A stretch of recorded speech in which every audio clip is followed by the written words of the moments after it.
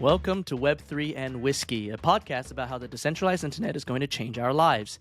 In each episode, we react to a future when users and communities have all of the power, and when our digital lives could be more vibrant than our real lives. And we drink whiskey while we're doing it. I'm your host, Gary Liu, and as always, I'm joined by Suresh Balaji and Malcolm Ong. Remember, we don't show projects in this podcast, so all of our excitement is personal opinion. Our personal opinion should never be taken as investment advice. All right, gentlemen, it's good to see all of you guys. This is our first podcast recording in the year of the rabbit, and that is going to come into play later with my whiskey. I have, for the year of the rabbit, a brand new, very, very bright background that, makes me stand out. Yellow and blue. There's a good color combination. I wonder, yellow and blue from where? Yellow and blue, the colors of the great South China Morning Post newspaper in Hong Kong. Anyway, Suresh, you're on the road again. Yes. Traveling, the traveling man. That's it. Where are you this week? Wow. So I'm not drinking whiskey. I'm drinking coffee. Unfortunately, it's 7 a.m. Yeah, nearly 7 a.m. in Kitzbühel in Austria. It's close to... Are you pronouncing that correctly? I think so. Kitzbühel, whatever. So the fascinating thing about this place is it's a ski town, but I'm at this place called the Alpine University, which is, it's called the Grand Hotel Kitzbühel. You can't check in here unless you are associated with McKinsey. So McKinsey owned this entire hotel. And I'm here. It's great snow outside. I can see people with their ski boots, ski gear, the works, but I'm in a conference room learning about corporate finance. That sounds fun. Yeah, it sounds like you're having a great time. I'm having a great time. And Sounds like you're going to need whiskey instead of coffee. I do. But full disclosure also that the only place where I could get proper lighting was in the toilet. So I don't want to show our audience what's going on, but I am. So Web3 Whiskey special edition from Grand Hotel Kitzbühel, room 343's toilet. Are you sitting on the toilet as we speak? Not. I could wheel the chair in, so it's all right. Okay. All right. It'd be better if you were sitting on the toilet. By the way, is McKinsey going to sponsor this episode? This episode brought to you by We'll Steal Money from You and We'll Take Money from Tyrannical Despots. So it turns out that McKinsey will never sponsor this podcast after that. But you're going to be learning a lot, huh? But clearly, I don't want to learn salesmanship from you, right? Maybe you should learn ethics from me, though, Suresh. Oh, wow! I'm kidding. I love our friends. I love our friends at McKinsey. So let's count down. I now am friends with the McKinsey partners.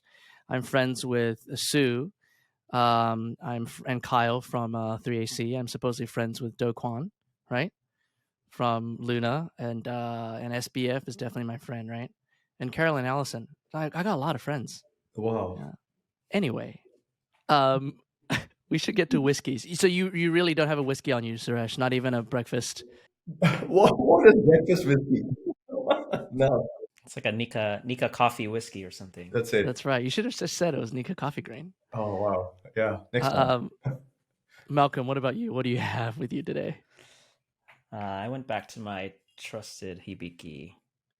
This is a blender's choice Hibiki Japanese whiskey. No age statement on this. But yeah, fun fact is that they discontinued their 17-year. And so it's actually very, very hard to find the old Hibikis. Isn't it back now? Didn't they stop it for a few? Hibiki 17 and Yamazaki 18s were stopped for a while because they had run out of stock, and they were selling so much they didn't even have enough stock to make their proper like headline Hibiki 21 and Yamazaki 25. So I think they stopped it, but I think that they over the course of like a couple of years of them not selling it, I think it might be back. It's still ridiculously expensive if it is back, but I think they're producing it again as OBs. Okay. Well, I have today, I brought up the Year of the Rabbit. I have today a Year of the Rabbit whiskey. Although, to be honest, it's probably just packaged as a Year of the Rabbit whiskey. So I came back from Taiwan. I went to Taiwan for Chinese New Year. And I've mentioned this before, but Taiwan is a huge whiskey consumption nation. And more importantly, the Taiwanese airports, Taoyuan Airport specifically in Taipei, is famous for their travel exclusives or traveler exclusives. A lot of distilleries test new expressions in the Taiwanese airport. This is, of course, before COVID. And now that travel is coming back and Taiwan has opened up its borders again, the travel exclusives are slowly coming back. So you used to be able to find the absolute most interesting things in the Taiwanese airport. That you regularly will find whiskeys that cost north of $5,000 to $6,000 per bottle, just sitting on the shelves of an airport in Taiwan. I did not buy something that expensive, but this is the first time I've been back in Taiwan for nearly 4 years, and I brought back a Dewar's blended Scotch. Okay, all right, let me pause there because I know a lot of our American listeners are going to be like, ugh, because the Dewar's White Label is supposedly the best-selling blended whiskey in all of in the United States, and it's the mixer for like college parties. And so Dewar's has like a bad reputation, I think, among American whiskey drinkers. But I'll tell you that Dewar's blended Scotch that is aged is some of the absolute best Scotch I've ever had. It's blended. It's not single malt, but it's unbelievable. Dewar's, it's owned by Bacardi, but they themselves, John Dewar's and Sons, owns a number of distilleries. They're all relatively small production. The most famous of which is called Craigellachie, in the town of Craigellachie, which, by the way, happens also to be the home of Macallan. They also own Aberfeldy and Altmore and a couple of others. And Craigellachie is the primary base of Dewar's. This Dewar's is a small batch that is aged 27 years. And the thing with Dewar's blended whiskeys and what they invented and no one did before them was that usually when you blend whiskeys, what happens is you take whiskeys out of casks and then you blend them in a vat and then you immediately bottle them. They blend whiskeys and then they put them back in an oak barrel and then they continue to age them blended, which is why generally the aged blended whiskeys are small batch bottlings. Because you can't really control a huge batch of blended whiskeys to all taste the same if you're re-aging them in barrels, because every single barrel has its own characteristics. So this one re-blended, placed in oak barrels to age a little longer, and then finished in sherry casks. It's a 27-year.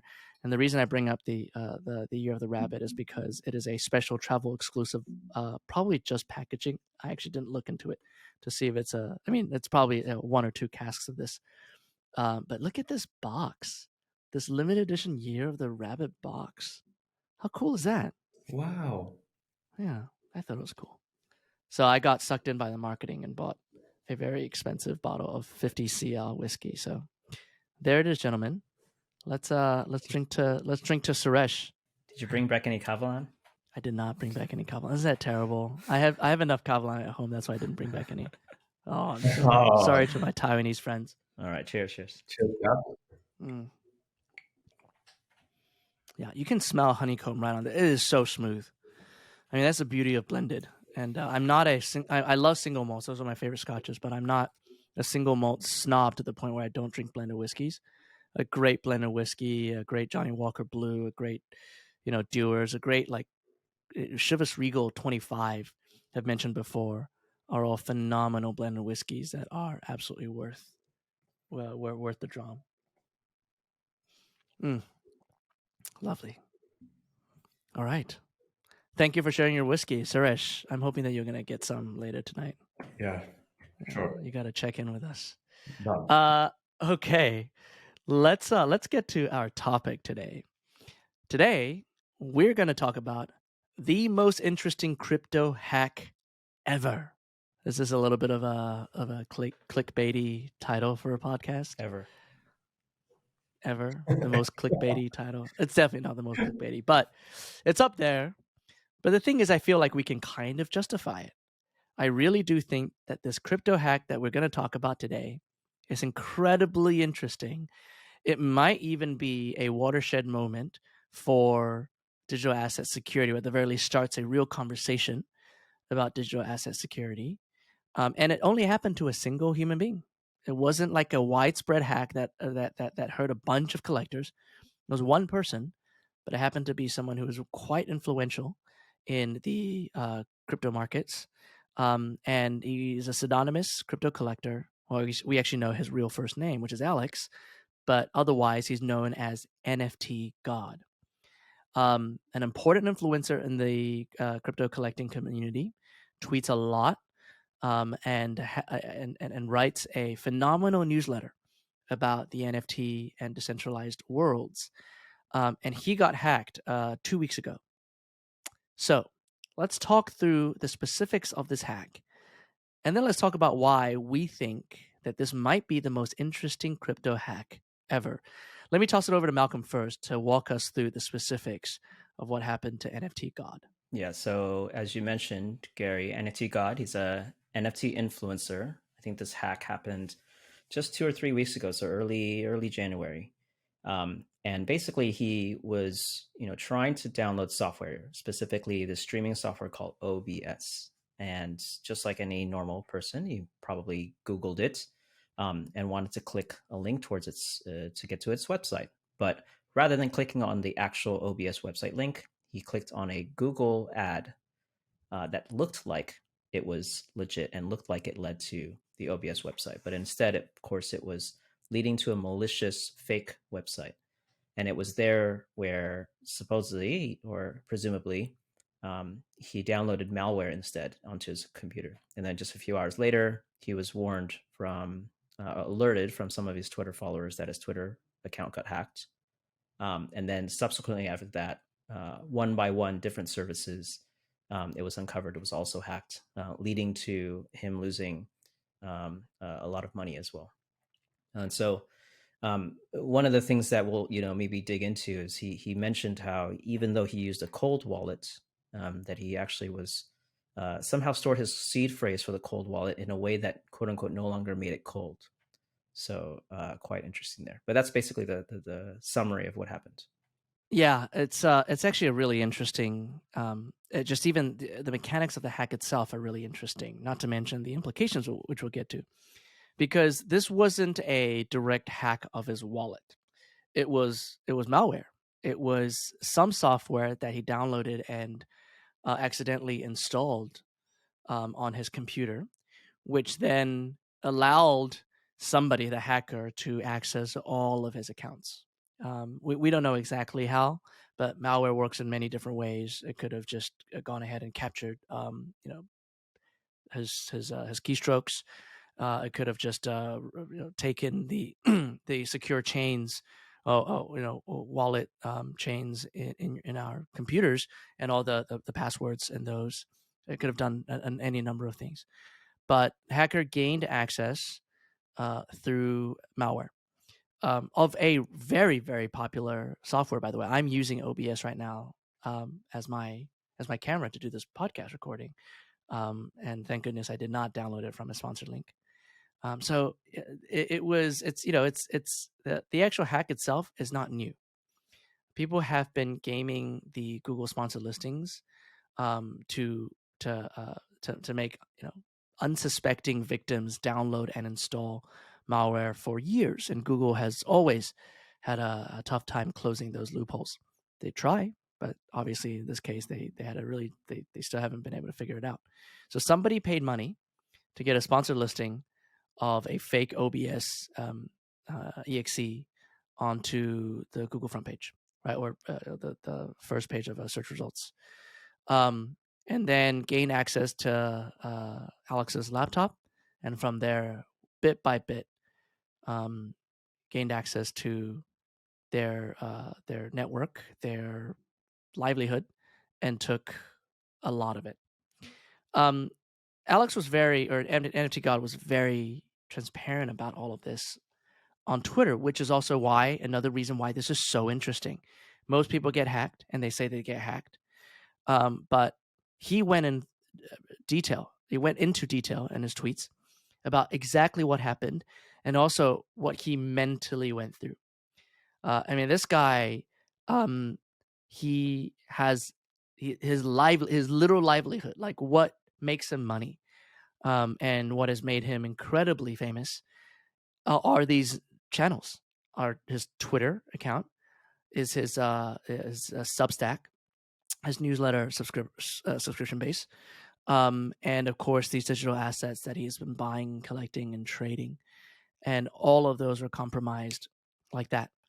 And increasingly, the influencers in our lives are digital influencers, many of whom have their complete lives in their accounts, right, in their digital accounts, and many of whom have all of their assets as digital assets. So we'll talk a little bit more about that as well. So even the mechanics of this hack was really interesting.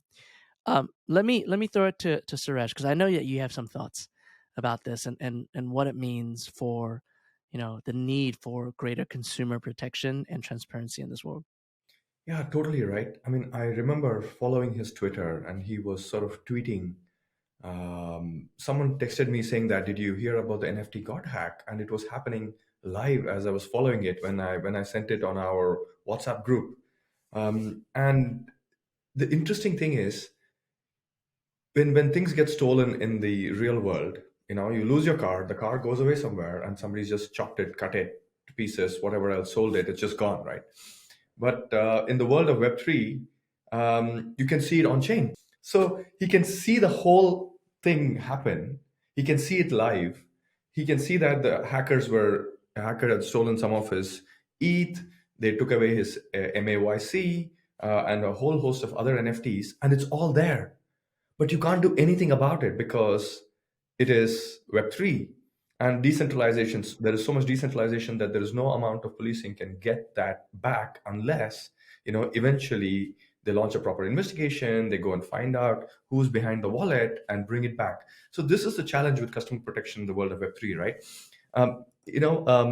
Vitalik wrote some sort of a paper or an article or something on this, what he called the blockchain trilemma, right?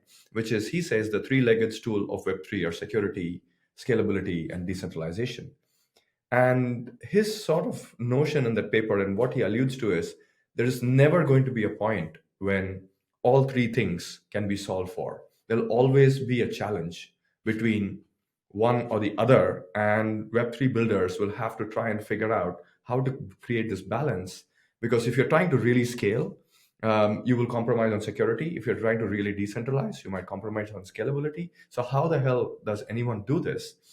And at the heart of this, right, the other conjuncture here is the whole issue of information asymmetry, right? There is, firstly, even for someone like NFT God, who's literally, right, people just follow him. He's got millions of followers. There are fanboys. Everyone wants to be like NFT God in the Web3 space. All the young guys looking at him saying, "I want to be like this guy," because he built this entire so-called digital livelihood.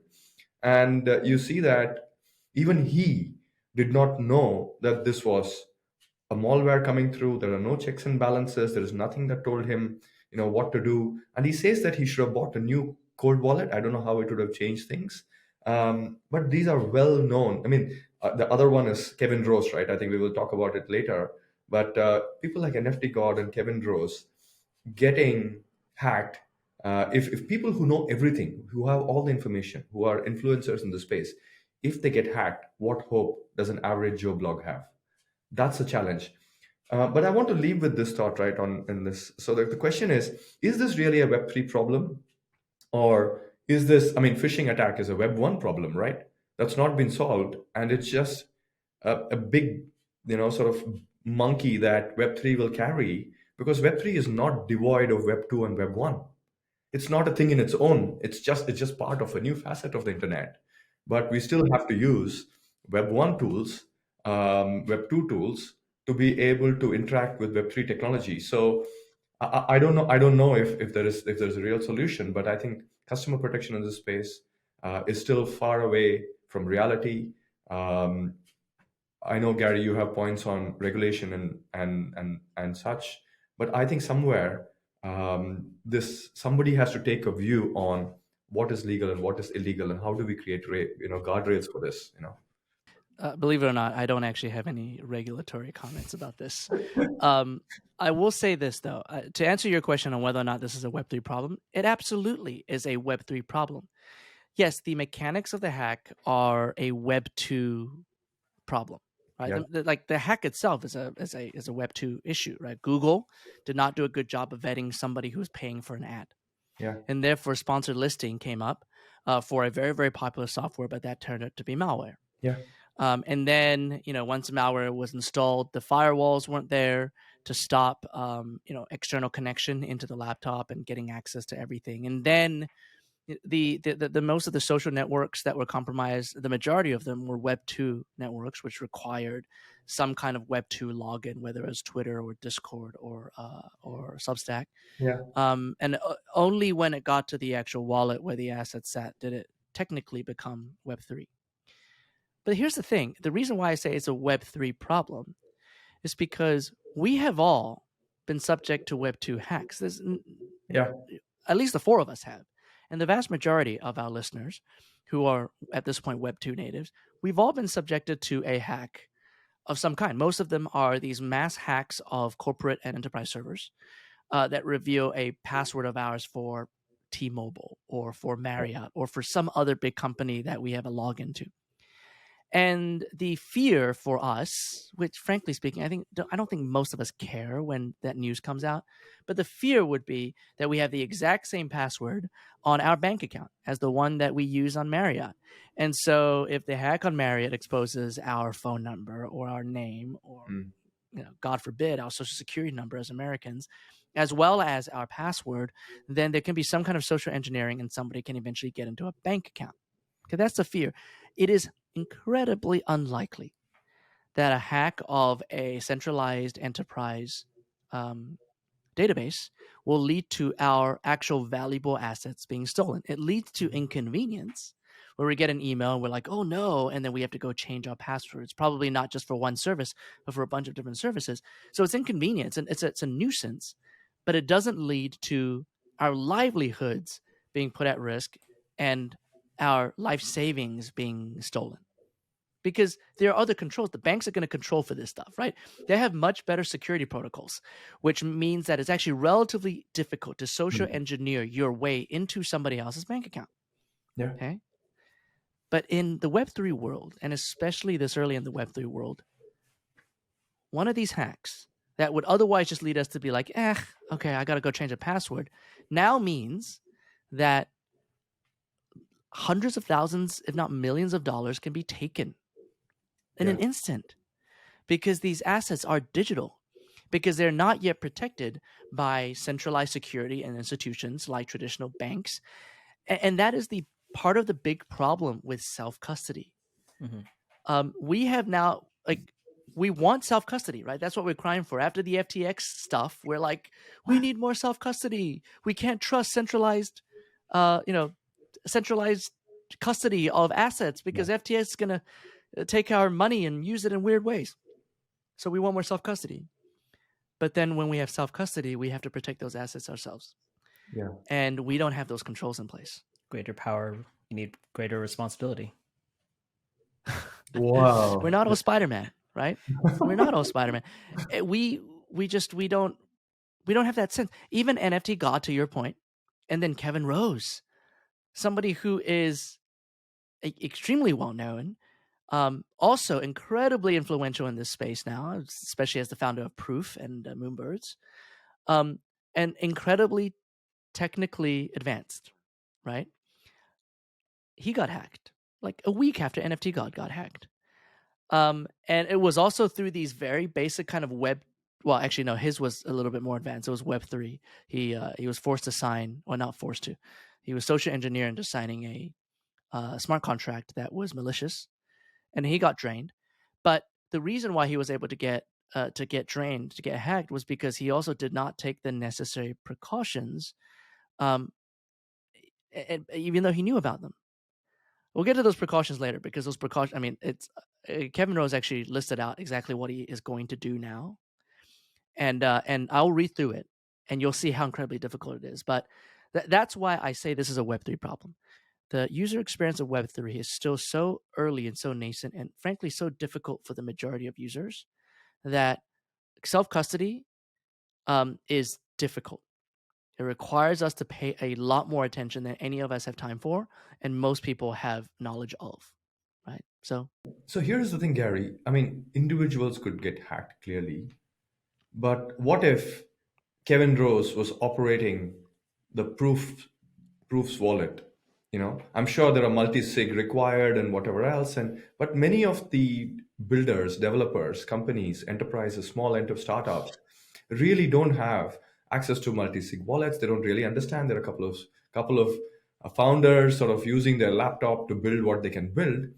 I mean, this could so happen to proof, right? It already has, right? There are plenty of examples of like of companies, of enterprise accounts that have been hacked over the course of the last year, right? Axie got hacked.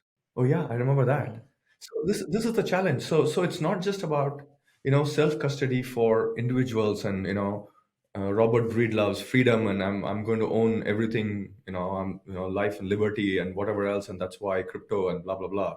But I think somewhere the entire infrastructure, the entire layers, the whole ecosystem of Web3 is so vulnerable because of this stuff. And maybe there's a business idea there. Maybe there is somebody who will have to come in and say this is what they will do. Maybe creating more transparency. I think this will lead to. I think these hacks will eventually lead to what will become the secure Web3 space. But I'm really not sure how far we are from there. I'm curious to hear Malcolm's views actually as a builder. No, I think that you hit it on the nose, in a sense that I think certainly education is number one. We need to improve the education of people, such that we need to educate people of how these even happen, how these hacks can happen, how to secure your own assets, how to secure your own identities, et cetera, et cetera, et cetera. But as Gary mentioned, it can happen to anyone, and it can happen even to those that are very, very, very tech savvy, right, and very savvy about their own securities, right? You could make, we're all humans at the end of the day. You can make a human error, a human mistake, and that still makes you vulnerable. But surely I think education is step one. You also mentioned that security in itself is sort of step two. I think Web3, because now the custody sits on the user side, we need to give those users more tools to be able to meet these security standards much easier, so you don't rely on everyone knowing exactly what to do, right? A very simple example in the Web2 world would be something like a password manager, right? I use 1Password, for example. I got my parents to use 1Password for the same reason, but something as simple as that. It's a tool that helps you improve your password security without you really needing to know all the intricate details of how. So I think that piece is missing for the world where these types of things are more self-custodied.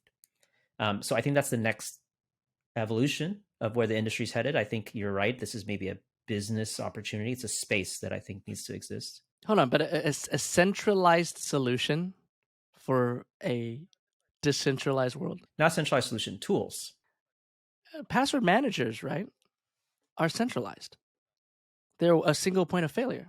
It doesn't have to be a centralized solution. It can just be any tool. Like, let's say something built on top of MetaMask, for example, or a tool like Ledger as a cold wallet, for example, right? So these are all tools that help improve your own personal security of your assets, whether they're digital or not, or identities. So I think more of these need to exist. So Gary, I know what you mean, right? So you're saying it's like, will we land up creating a single point of failure by creating a tool that sits on top of something, is the question. But what if that tool was actually a dApp which was owned by a DAO? Will you be happy? Oh gosh. Now we're just creating layers for the sake of layers. I think it's just it's simply a tool that helps you improve security in that paradigm. So in the paradigm of self-custody decentralization, what are tools that can help you improve the security without you having to manually do everything and knowing how to manually do everything? I mean, password managers are great, but in the overall scheme of things, it pales in comparison in its impact on Web 2 user experience to single sign-on. And single sign-on, I would argue, and then the two-factor authentication that comes with single sign-on are key user experience advancements for security. Because in the past, when we had to have different passwords for every single thing we log into, and then that's why we had post-it notes of passwords all over the house. Now we could remember one password. Yes, it's centralized. Again, I'm talking Web 2, but one password to one account, whether it's your Google account, your Facebook account, or your Twitter account, and then generally speaking, use that to log into almost anything else that really matters to you. And then, if we have two-factor authentication now that everyone has mobile phones, for that one primary account, it becomes more difficult to log in to your single point of failure account. So I get what Malcolm is saying, that I think that there have to be these user experience. It has to be simplified. This world has to be simplified while still remaining incredibly secure. And I think that is going to be the hard nut to crack. Let me explain how difficult it actually is today to secure your assets. And I will use Kevin Rose as an example. Kevin Rose, famous entrepreneur, founded Dig, is a considered NFT OG, was in the space very, very early on, has himself founded one of the most successful NFT projects out there, Proof Collective, and then the Moonbirds release. Should be somebody who really, really, really knows how to keep their assets secure, because he owns millions of dollars worth of NFTs. And on top of that, he's one of the key signatures in that multi-sig security system to sign for everything that Proof and Moonbirds owns. He should know, right? Of all people, he should know.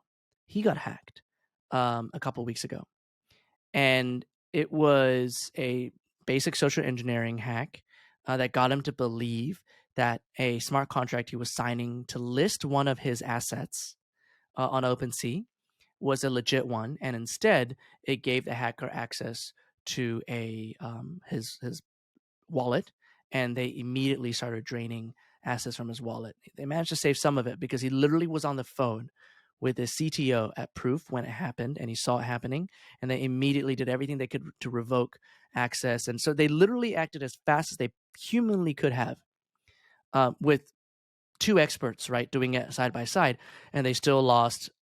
Last count, originally somebody said it was like $800,000 worth of NFTs.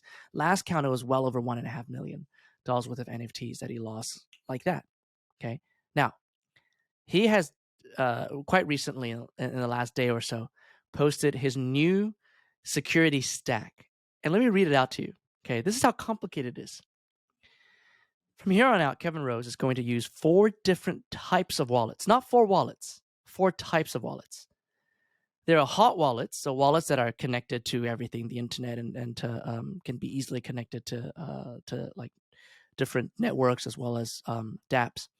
Hot wallets in which he's going to keep low value assets for the sake of daily interaction. So probably like just enough ETH to pay for gas fees, stuff like that. Then there are going to be warm wallets that are local ledgers, right? So,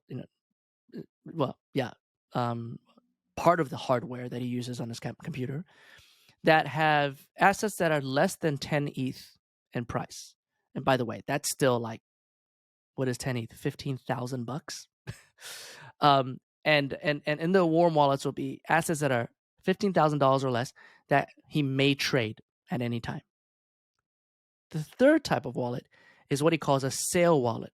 These are individual wallets created just specifically for single transactions of high-value NFTs. So he would take a high-value NFT, move it into a sale wallet, so there's only one asset per wallet, and then connect it to some kind of trusted sales platform, and then sell it, and then the wallet will be empty again. And then the fourth type is cold wallets, completely disconnected, cold wallets that hold high-value NFTs that he wants to hold for a long time. Okay? So he has 4 types of wallets. Not only that, all of the ledgers that he has, the seed phrases for all of the ledgers and wallets that he is going to etch every single seed phrase onto literal steel and store it off-site away from his home at a high security facility, a bank vault, something like that. Etch it in steel and store it in a high security facility. Okay? All of his cold and sell wallets are going to have high quality ledger protection, multi-sig protection on them. The warm wallets have an entire set of pre-vetted and trusted websites that they can connect to, as well as a protocol on how they connect. The sale wallets talk only directly to trusted exchanges and never, ever, ever connect to third-party websites. And then I can keep going. And then he has Chrome extensions. He has a bunch of stuff. And then he asks for suggestions. And one of the suggestions that he is now going to also take is that he's going to have a completely separate MacBook Air that is air-gapped. It doesn't connect to the internet, that he uses to make transfers between wallets. So he's going to, I mean, he's rich, but he's going to buy a new laptop, fresh laptop, just to transfer assets between wallets before the wallets are then connected to wherever they need to be connected. Insane. This is what you need to do to protect your assets. Who besides Kevin Rose and a handful of people has the time, the energy, and the money to do that? Yeah. Or just live in Web 2 and not do Web 3. This is what's going to happen, right? And leave the protection to people who know how to do cybersecurity. So this is the problem, Gary. So my issue is this is so complex that this is going to come in the way of scalability. We all want Web 3 to be scaled. And the way that this is getting built by technologists for technologists, there is just no way that the average Joe blog is going to be able to do this, right? That's the point that you're making, which is, I mean, how do we get there? What does the Web3 community need to do now to get us to the billion users that we all want? Is the sort of question that I'm raking my brain with, right? I think we can't leave it at you got to be extraordinarily technologically savvy to do this. I mean, people are happy to give up. I mean, the reason why Web 2 exists is because people are happy to give away their data for free. They're happy to let cookies in your browsers. They're happy to just open up your entire world and use easy single sign-on using Google and Facebook and whatever else, and in exchange for advertising, right? And how do we get to a place where the potential for Web3 is really realized by not going through all of this painful process? It was doing my head in as you were telling me that, saying I was palpitating, thinking, holy smokes, I might have to do some of these things now. Yeah, I mean, we probably should. Thank goodness. I like we mentioned in the past, I don't have that many digital assets left. Thanks, FTX. Oh shit! But yeah, in the future, listen. I want to make sure that our listeners don't misunderstand us. At least they don't misunderstand me. I'm not going to speak for Suresh and Malcolm. I don't necessarily think that the security issues are going to keep Web3 from scaling. I think they're going to make the scaling of Web3 extremely bumpy and difficult, but I don't think it's going to keep Web3 from scaling. I also don't think that these security issues means that Web3 is bad. So I certainly don't believe that. I still believe in decentralization. I believe in self-custody of assets. What I am saying, and I think, Suresh, you agree with me, is that we do have to solve these problems because at scale, the quantum of risk is going to be absolutely enormous, right? Yeah, it's like it's upsetting to see anyone, regardless of what you think about Kevin Rose and other NFT influencers, but it's upsetting to see anyone lose a couple $100,000 worth of assets overnight, $1 million worth of assets, right? But if Web3 does scale, and you have millions of consumers, especially from the next generation, where the majority of their assets, right, their net worth is now in digital assets. If they're not secure, the quantum of what these hacks could mean is, I mean, it's horrifying to think about it.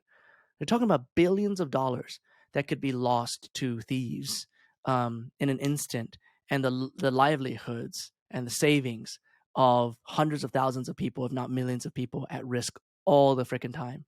If the builders in the space right now do not focus on usability, security, and improving the actual user experience of Web3 so that this is not so darn hard. Yeah, I mean, I think Vitalik is my hero, right? I mean, it's almost like he was crystal ball gazing when he wrote the blockchain try them up note. I think maybe we should add it in the show notes or someplace. But it is fascinating, right? I think the sort of three-legged stools of decentralization, scalability, and security. And his point of view was, at any given point in time, you can only solve for two out of the three.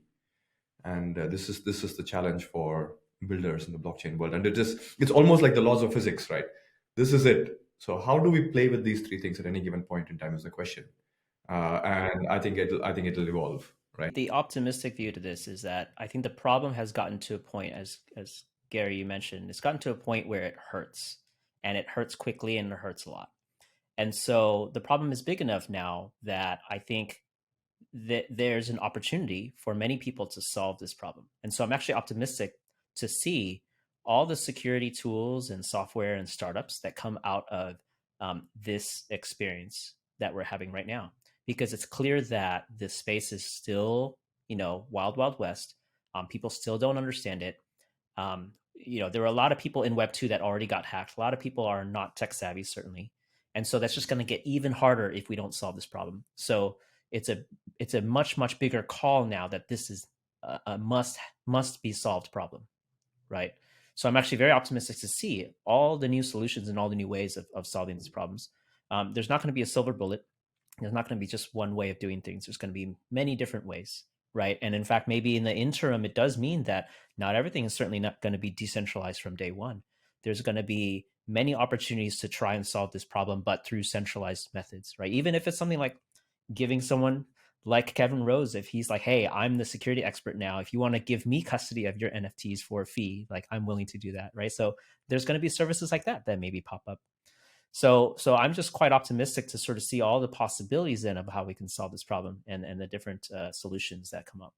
Where would you start as a builder? What is a user experience fracture that you would fix? I would, as I mentioned, the education piece is certainly one. And there's a lot of companies tackling education in general for Web3, but I would say security specific education is one. But secondly, I would focus on maybe a very, very simple tool that limits the possibility of loss, right? So it's not a quote unquote security type of tool, but something that really, really makes it hard for you to give access to everything, right? So I don't know specifically what that might look like. But for example, if it's something like, hey, a user, a regular mainstream user, not a tech savvy user, wants to learn how to use a wallet. Okay, can we create a version of a wallet that is easier to use, that perhaps has a very similar functions, but doesn't give you all that power from day one? So it baby steps towards, what maybe the wallet today we know of today, right? Because something even as like a ledger or a cold wallet is already very hard and very hard to use. All of us had to learn it, and I had to learn it. I'm quite tech savvy, and I had to learn how to use it, and it's still actually painful to use. And I am lazy sometimes to want to use it, right? So can we create a version of wallet where, okay, maybe it's not Web3 yet, maybe it's not completely decentralized or whatnot yet, but at least baby steps me towards that, and teaches me how to use it and limits the loss. So the focus is on loss, limiting loss and limiting risk rather than giving users control and giving users power. Yeah, it's a good place to start. Yeah, I would agree with that. Suresh, any other thoughts about what this all means for influence and kind of the consumer understanding or impression of Web3?